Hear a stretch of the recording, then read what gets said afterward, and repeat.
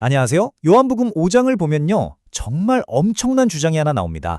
바로 예수님이 자기 자신을 하나님과 동등하다고 선언한 건데요.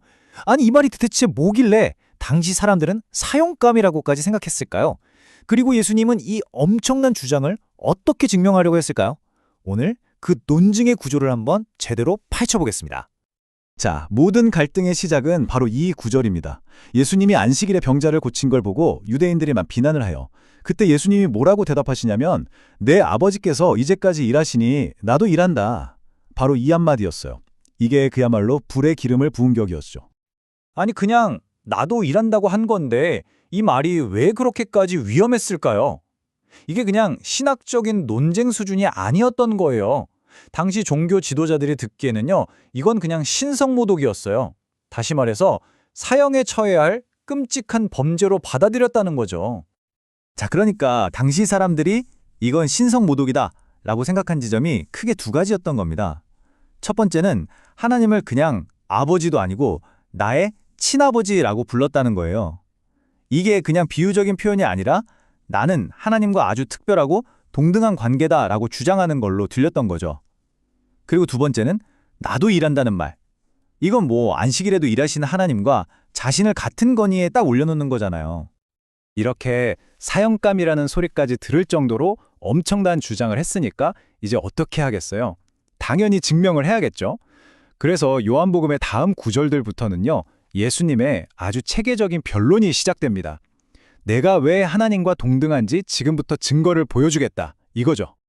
여기서 정말 흥미로운 게 예수님의 변론이 굉장히 논리적이라는 점이에요. 자, 그럼 세부적인 내용을 하나하나 보기 전에 전체적인 증명의 틀, 그러니까 큰 그림부터 한번 짚어보고 넘어가겠습니다. 예수님은 자신의 주장을 무려 9가지 증거를 들어서 뒷받침합니다. 그의 순종, 그가 행한 위대한 일들, 또 생명을 주는 능력, 심판에 대한 통제권, 운명을 다스리는 능력, 그의 자존성, 심판의 권위, 인자라는 칭호, 그리고 마지막으로 부활시키는 능력까지요. 자, 지금부터 이 9가지 증거들을 차근차근 따라가 보겠습니다. 이 9가지 증거들은 크게 두 덩어리로 묶어볼 수 있는데요. 첫 번째 그룹은 바로 생명에 대한 예수님의 절대적인 권위에 관한 것들입니다. 자, 첫 번째 증거가 좀 역설적이에요. 바로 순종입니다. 보통 순종이라고 하면 뭔가 종속적인 관계를 떠올리잖아요. 근데 여기서 말하는 순종은 그런 뜻이 아니에요. 예수님의 모든 행동이 아버지의 뜻과 완벽하게 똑같다는 건 그만큼 두 분이 나뉠 수 없는 하나의 존재, 즉 연합체라는 걸 보여준다는 거죠. 다시 말해서 아들은 아버지가 하는 걸 보고 그대로 따라한다는 건데요. 이게 그냥 흉내내는 수준이 아니라 아예 본성과 인격이 똑같기 때문에 자연스럽게 같은 일을 하게 된다는 의미예요. 그러니까 이 순종이야말로 동등함의 가장 확실한 증거다, 이런 논리인 셈입니다. 두 번째 증거로 넘어가 볼까요? 바로 예수님이 행하신 위대한 일들입니다. 병자를 고치고 여러 기적을 행하셨잖아요. 근데 이 모든 일이 사실은 예수님 개인의 능력이 아니라 바로 아버지께서 하시는 일, 즉 하나님의 일이라고 딱 선언하는 겁니다. 아니, 그럼 이 모든 일이 대체 어떻게 가능한 걸까요? 성경은 그 근원이 바로 사랑에 있다고 말합니다. 아버지께서 아들을 너무 사랑하셔서 자기가 하시는 모든 일을 아들에게 다 보여주신다는 거예요. 그리고 아들은 그걸 보고 그대로 행하는 거고요. 이 둘의 관계는 정말 완벽한 신뢰와 사랑으로 이루어져 있다는 걸 알 수 있죠. 자, 이제 주장이 한 단계 더 세집니다. 세 번째 증거는요, 바로 죽은 사람을 살리는 능력이에요. 이건 구약 성경을 보면 오직 하나님만이 하실 수 있는 정말 궁극의 권능으로 여겨졌던 거거든요. 여기에 담긴 논리는 아주 단순하면서도 강력합니다. 보세요. 오직 하나님만이 생명을 주실 수 있다. 그런데 아들인 나도 내가 원하는 사람에게 생명을 준다. 그렇다면 결론은 나는 하나님과 동등하다. 와, 이보다 더 직접적이고 대담한 주장이 또 있었을까요? 이 생명을 주는 능력이라는 개념은요, 자연스럽게 다음 두 가지 증거로 연결됩니다.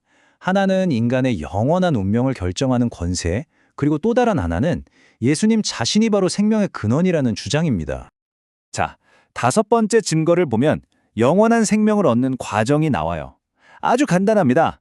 첫째, 예수님의 말씀을 듣고, 둘째, 그를 보내신 하나님을 믿으면 됩니다. 그러면 그 결과는 심판을 받지 않고 죽음에서 생명으로 그 즉시 옮겨진다는 거예요. 한 사람의 운명이 예수님의 말 한마디에 달려있다는 엄청난 선언이죠. 그럼 여섯 번째 증거는 아니, 어떻게 그게 가능하냐에 대한 답을 줍니다. 그 이유는 바로 아버지께서 자기 안에 생명을 가지고 계신 것처럼 아들에게도 똑같이 그 안에 생명을 소유하게 하셨기 때문이라는 거예요. 그러니까 예수님은 그냥 생명을 전달하는 파이프 같은 존재가 아니라 생명 그 자체가 뿜어져 나오는 근원, 샘물과도 같다는 선언인 거죠. 자, 보세요. 생명을 줄 수 있는 권위가 있다는 건 반대로 생각하면 뭐로 의미할까요? 맞습니다. 심판할 권위도 있다는 뜻이겠죠. 이제 두 번째 증거 그룹으로 넘어가서 심판에 대한 예수님의 절대적인 권위를 한번 살펴보겠습니다. 네 번째 증거는 정말 듣는 사람 입장에선 충격적이었을 겁니다. 아버지는 이제 아무도 직접 심판하지 않으시고 그 모든 심판을 아들에게 맡기셨다는 거예요. 인류 전체의 최종 운명을 결정하는 권한이 전두 아들에게 넘어왔다는 주장이니까요. 아니 근데 왜 아버지가 심판 권한을 아들에게 넘기셨을까요? 그 목적이 분명히 나옵니다. 모든 사람이 아버지를 공경하는 것처럼 아들도 똑같이 공경하게 하려고 그랬다는 거예요. 근데 논리가 딱 떨어지죠. 아들을 공경하네? 그건 곧 아들을 보낸 아버지를 공경 안 하는 거랑 똑같아. 이렇게 되는 겁니다. 자, 다음 일곱 번째, 여덟 번째 증거는 예수님이 스스로를 부를 때 가장 즐겨 썼던 칭호, 바로 인자와 관련이 깊습니다. 인자, 즉 Son of Man. 이 칭호에 대체 어떤 특별한 의미가 담겨 있는 걸까요? 일곱 번째 증거는 바로 이겁니다. 그가 인자이기 때문에 심판할 권세를 가졌다는 거예요. 이게 무슨 말이냐면 그가 직접 인간의 몸으로 이 땅에서 살아봤기 때문에 우리 인간의 모든 연약함과 고통을 다 이해한다는 거죠. 그래서 완벽한 공감과 동시에 완벽한 정의로 심판할 수 있는 유일한 자격이 있다는 뜻입니다.